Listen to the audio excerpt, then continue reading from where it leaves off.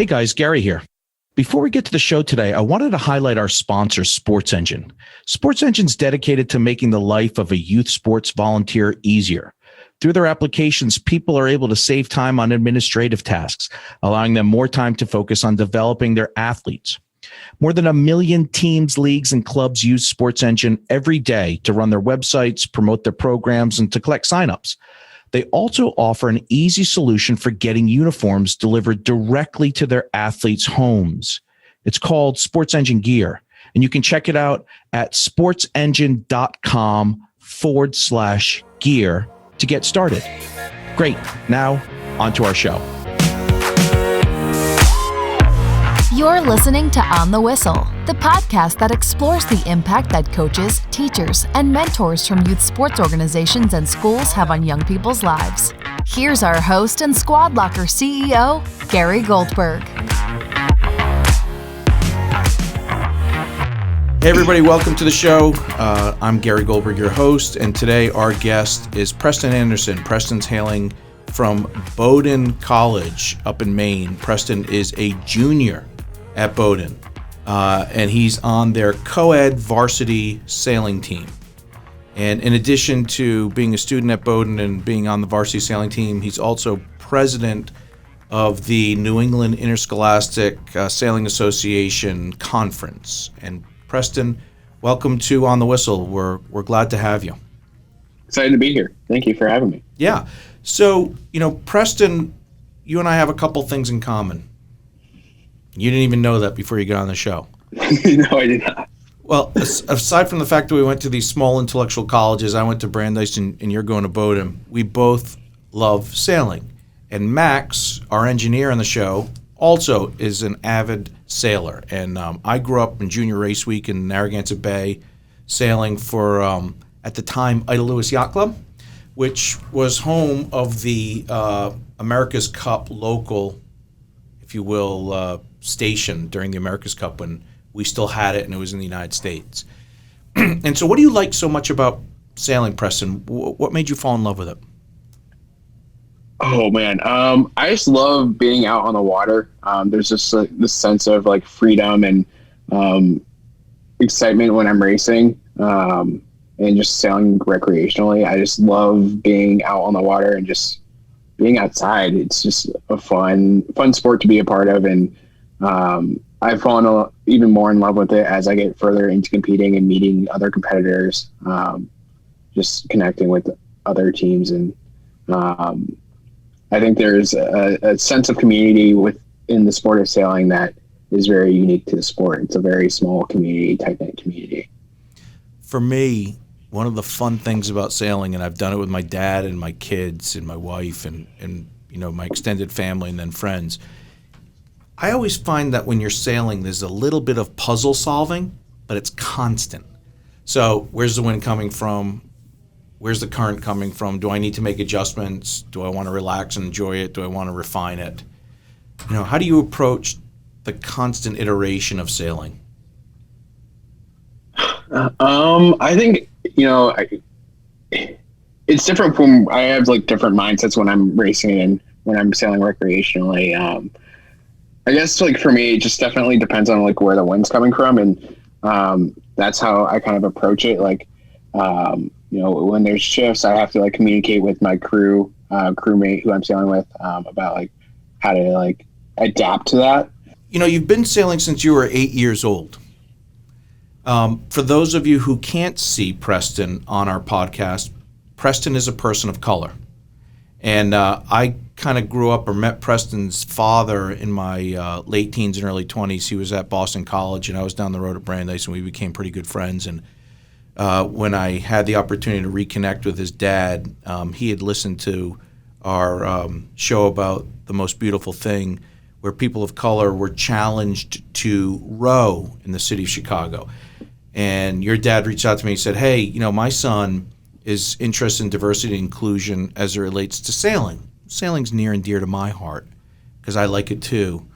So Preston, when did you become aware of the fact that there isn't significant diversity in this sport of sailing? I think I learned that early on. I think there are times when I was in middle school and where my identity was challenged. I times in middle school and high school, actually. It was mostly outside of the sailing community. A lot of my peers, I wouldn't say a lot. There were a few of my peers who would say that I wasn't an African American male. Like who would say like, oh, I'm actually white on the, like, I may be black on the outside, but I'm actually white on the inside. Like, would call me an Oreo and a bunch of other derogatory terms. And as I kind of grew up in this sport, I started sailing in a community sailing center, and there were other people of color who were a part of the camps I were a part of. So I would definitely say the camps I were a part of were definitely more diverse than what I experienced racing. When I got into the racing circuit in high school, I started racing. My sophomore year of high school, I started my high school team just because I enjoyed sailing recreationally. And when I got to high school, I was part of the founding class. So one of the cool things I was able to do was start a sailing team. And when I started racing, I immediately noticed that I was one of the only people of color in these regattas. And, my experiences of my identity getting challenged was definitely noticed early on. And, that's kind of what has motivated me to do what I'm doing in college, and focusing on how we bring a more diverse body of sailors into our sport. Before we get into the college experience, I want to just dip back a little in time to Beacon Academy. So you graduated from a school in the Chicago area called Beacon Academy, and I was looking on their website. They've got a great quote. It says, "The importance of athletics. Athletics are valued as an important component of the student experience at Beacon Academy. Through athletics, students have the opportunity to discover the rewards and skills involved in being a team member. And athletics help each player achieve higher standards of mental, moral, social, and physical fitness.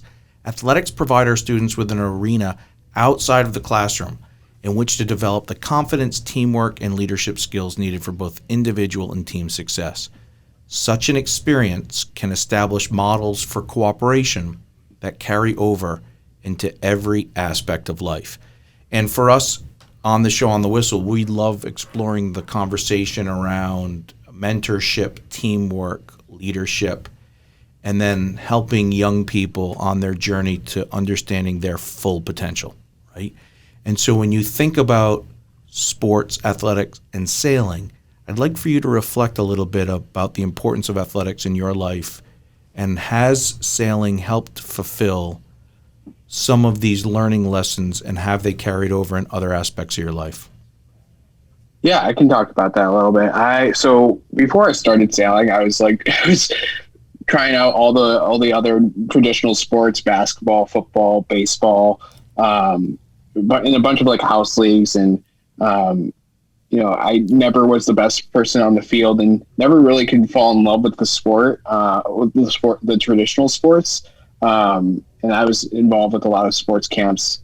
But then, right before the summer, so that would be the summer of 2008, I started sailing. My mom actually found a camp at Northwestern University. So she was like, "Oh, do you want to do sailing?" And during that time, I was I didn't know a lot about sailing. I was like, "I don't know, maybe." And my mom was like, "You're doing it." Good for her. And and I immediately fell in love with the sport. I was actually, I think I was a half a year younger than what their age cutoff was. So they wanted to bring me on for a private lesson to see if I would be able to handle sailing at that age. And immediately following that private lesson, I was like, "I'm doing this. I love this." But I think what sailing has given me through athletics is it has allowed me to connect with other sailors and other competitors that also love the sport of sailing. And I think it has allowed me to expand my reach to my social network. And it has also given me sailing in high school and college has given me the opportunity to be a part of a team. And, sailing, I think, scholastic sailing, like high school sailing, college sailing, is unique because you have to be a part of that team. It's definitely a team building experience. Outside of that, like club sailing, it's, very individualized. And I definitely have benefited from being able to be a part of a team. Tell me a little bit about the coaches you had in high school and your college coach, and what's your relationship there like? So my first 2 years of actually competing in high school, we were at Columbia Yacht Club. And I had a coach named Kurt Thompson, who's still at the Yacht Club, and I love Kurt. And he was really fundamental for teaching our team how to race. And I think I learned a lot from Kurt, and he's very all about, being hands off, and he wants you to learn from your mistakes. And you can ask him,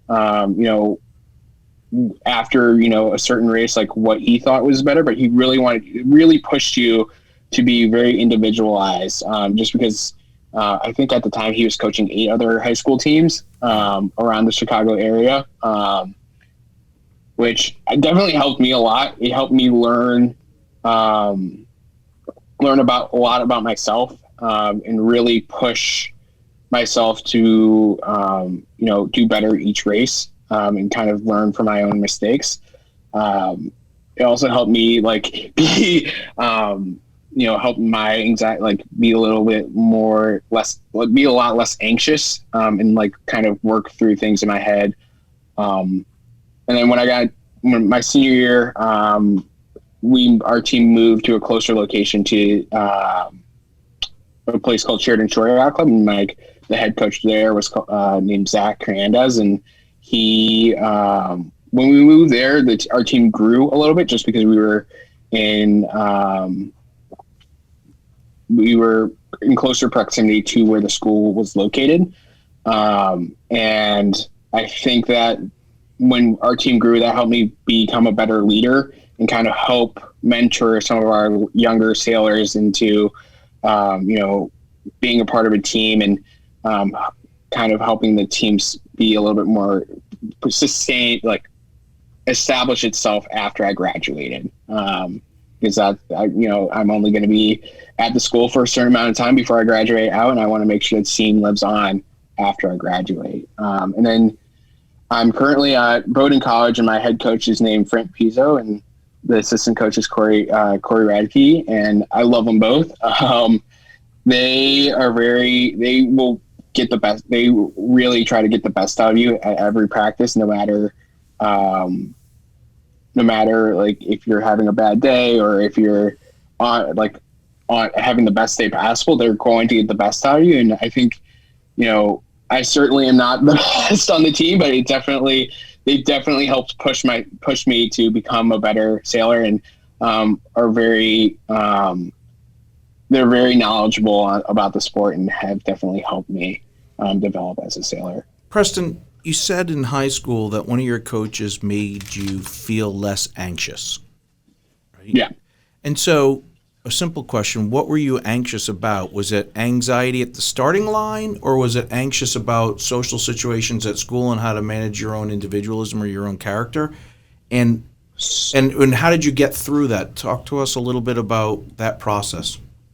So, when I started competing, I think there's definitely some social pressure I put on myself, about, I wanted to make sure I belong to sport. Just, I'm starting sailing. A lot of the kids I was competing against have been racing since they were young. And, I think there's another added aspect of me being a person of color, and there weren't a lot of people of color that I was competing against. So I think I wanted to really try to push myself to be one of the, to show that I belonged in the sport. And I think having a coach when our team was first competing, I think having him be a little bit more hands off and having us kind of figure it out definitely helped me push myself to kind of figure out the game on my own. And, I was able to ask questions whenever I was like kind of confused about like what went wrong and like what he saw. But, a lot of it was very individualized, and a lot of it was, kind of figure it out on your own. And that helped me push myself to become a better sailor and kind of understand like what I was doing right and wrong. I think that definitely helped my anxiety when I initially started competing. Nice. And then in college, you made the statement, you said they got the best out of you, right? They got the best out of Preston Anderson. What tools or techniques did your college coach use to, quote, get the best out of you? Is it waking you up at 5 a.m. and having you run laps? Or is it screaming at you at the top of their lungs with a bullhorn from the motorboat? Or was it more of watching film? I mean, what takes a kid like you and makes them feel like they're getting the best out of you? So I think there's some added structure in varsity collegiate sailing that I didn't have in high school. We had to get up early for lifts, and that's definitely something I didn't have in high school. And then we would be practicing. For me, it was 4 times a week, and then possibly competing on a weekend. And I think that the coaches can tell when you're not in it. And I feel like whenever to get the best feedback I possibly can, I need to push myself as hard as I possibly can at practice, and in order to get the best feedback, so I can do better the next on our practice race days and in regattas. I think I want to I think there's definitely what I talked about earlier, like proving that I belonged, as what I mentioned before about the challenges that I faced when I started competing. But I think, I was a walk-on, and I want to show them that, hey, like I want to be one of the best. Like I wanted to show that I want to compete every weekend, and I want to be in the mix for, consideration to be, chosen to go to regattas and stuff like that. Preston, Bowdoin Sailing is co-ed. Correct. There aren't a lot of co-ed competitive sports in college or in the pro areas. So what's it like to have a person from a different gender on the same side of the ball as you, working towards that goal line? That's one unique thing about sailing, and it just helps push you to become a better athlete. Everyone's on the same playing field, and when you're out on the water, you just are trying to beat boats. You don't think about genders or the type, like the other person. You're trying to beat boats to be the best you possibly can be. And I think that we have a really great team of competitors. So yeah. So let's transition the conversation a little bit towards diversity, inclusion, and equity. There's a Sailor of Color Coalition. Yes. Is that correct? So, yes, that was just established this past summer. That was launched I believe it was the end of this past summer. Yep. And then there's another group called Tide. Yes. And tell our listeners what Tide stands for and how it was established and what its purpose is. Tide stands for the Inclusivity, Diversity, and Equity. And then after that is the conference. So it's NISA, or any other conference in the Collegiate Sailing Association, and then committee. So for NISA, it's the Inclusivity, Diversity, and Equity NISA committee. And then at the national level, it's the Inclusivity, Diversity, and Equity ICSA task force. On the national level, it's a task force, not a committee. So Tide started. So it started on New England first, and I was having a lot of conversations at Bowdoin with a bunch of different affinity groups and other groups on campus right after the George Floyd incident. Just about what we can do on our own teams and clubs, and how we can affect change on our own campuses. And One group I'm a part of is the Athletes of Color Coalition at Bowdoin, and we were talking about doing stuff within the NESCAC and connecting with other NESCAC schools to kind of have a unified approach to diversity and inclusion within athletics. And then I started thinking, sailing is not an NCAA sport. It has its own governing body. And at the time I was I had an at-large position on the executive committee for our conference. So I kind of understood how our conference works. And I approached my coach about being like, hey, do you think we can establish a committee that focuses on diversity inclusion within collegiate sailing? We've been talking about doing this on the NESCAC level.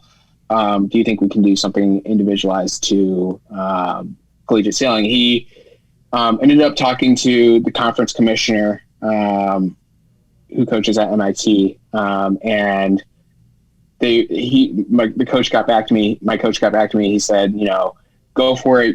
Connect with a few other sailors across New England, and he let me kind of take the lead on this. So I reached out to, I believe it was three other sailors that I knew from back home sailing high school in Chicago, two of my teammates, and then there was this one kid who also sat on the NISA exec board with me, who I barely knew, but went to Bates, which was a club team. My coach was like, he might be good fit for the committee, just because. So sailing is unique, where you have varsity teams and club teams competing against each other. So you need to have a lot of voices being heard. So I reached out to him, and then the conference commissioner had two sailors that were interested in being part of forming this committee as well. So he got me in contact with them, and then we all met on Zoom. And I kind of knew everyone, but everyone didn't know each other. So we were all just acting on faith and wanting to create change within our conference, and kind of met on Zoom and started establishing, kind of outlining what we wanted, what we thought this diversity inclusion proposal could look like. So we came up with a call to action form, and we first proposed, establishing a committee, and the committee would be all student led. And we wanted a representative from, I believe all 40 teams within the conference. There are 40 teams in the conference, and we wanted a representative from every team. And then mandating a critical dialogue on race on all teams. We thought that was important. So those were our two big proposals. And then we also were able to change the bylaws. The way that the bylaws were written previously, a lot of the officer positions for the graduates, so the coaches, they were gendered pronouns, and we wanted to change that so that they were gender inclusive. So we changed them from he pronouns to they pronouns. So that was our three major proposals, and they all passed pretty soundly when we proposed them. Preston, what would you say to somebody who said, Preston, why does diversity, equity, and inclusion matter for sailing at Bowdoin?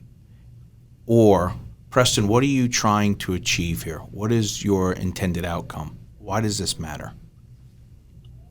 I think that, there's a stereotype of sailing in general, that it's, a country club sport, and it's very exclusive. It's only for white male athletes. And I think,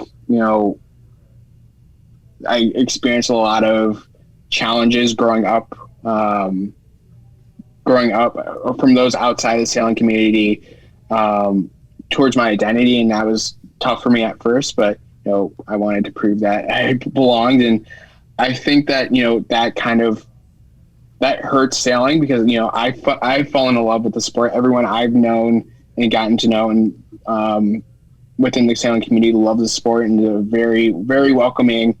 So I think there's a lot of misconceptions, and I think, one thing we're trying to do is fix that stereotype and bring more people in, because when we can bring more people in and love the sport, that only benefits sailing.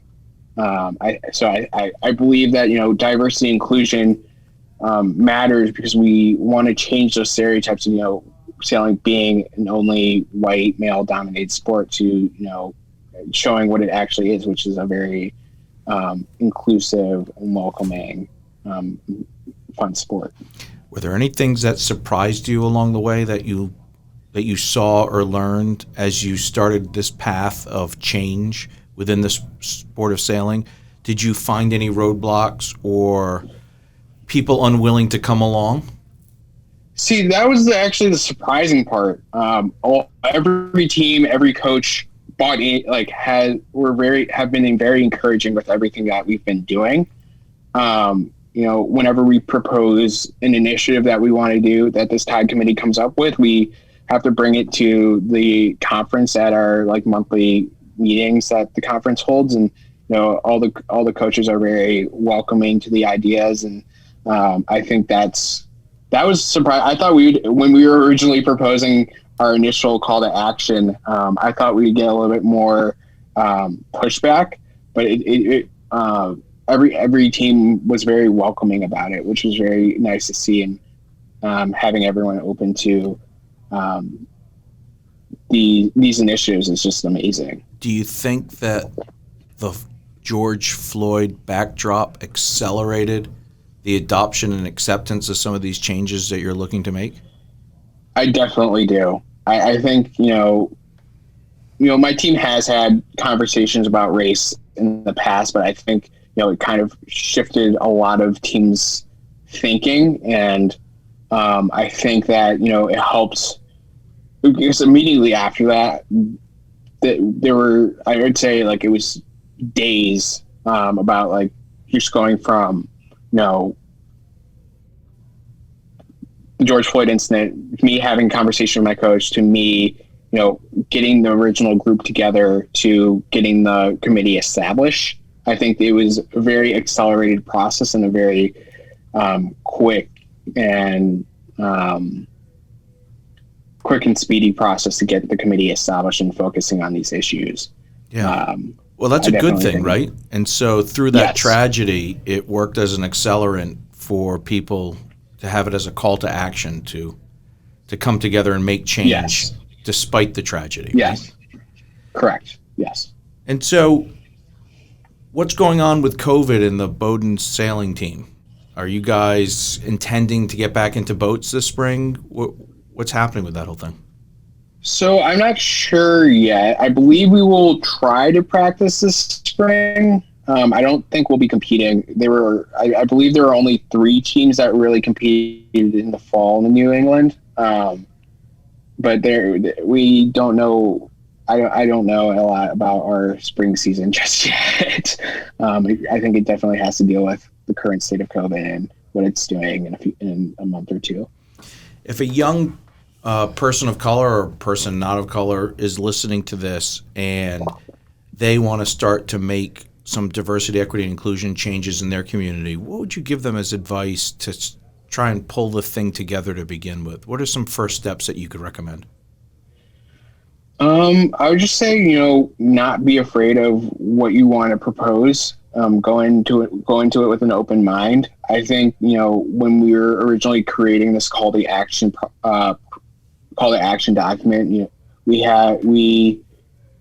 kind of left it all out there and kind of threw a lot of things out there and didn't really want to leave any stone unturned. And we kind of wanted to we knew that change was needed.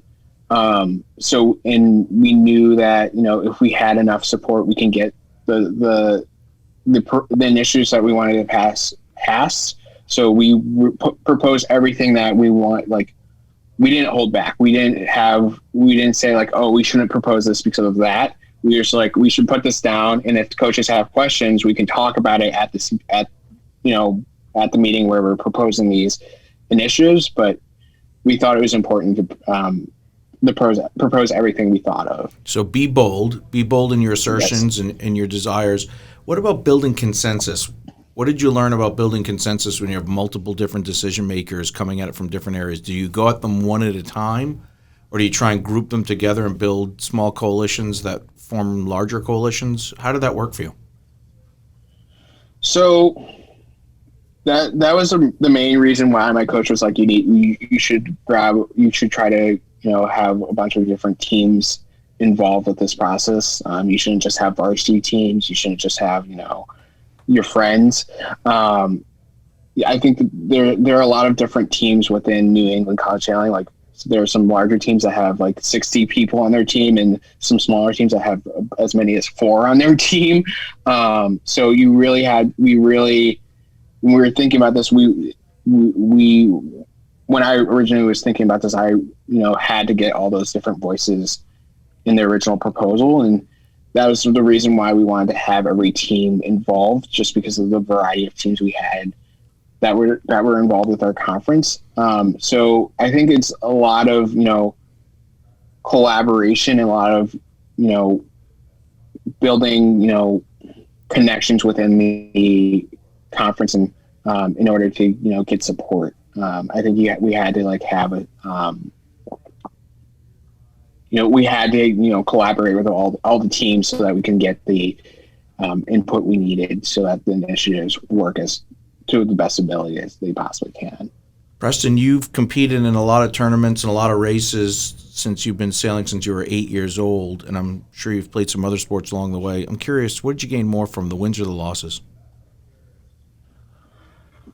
I would say the losses. I think I learned a lot more from my struggles in regattas than I did, doing well in a regatta, because I can reflect on what I didn't do well. I think that, it's, I think it's easy to, beat yourself up about after a bad regatta, but, you can learn a lot from, what you did wrong and how you can improve. I would say it was more from the losses.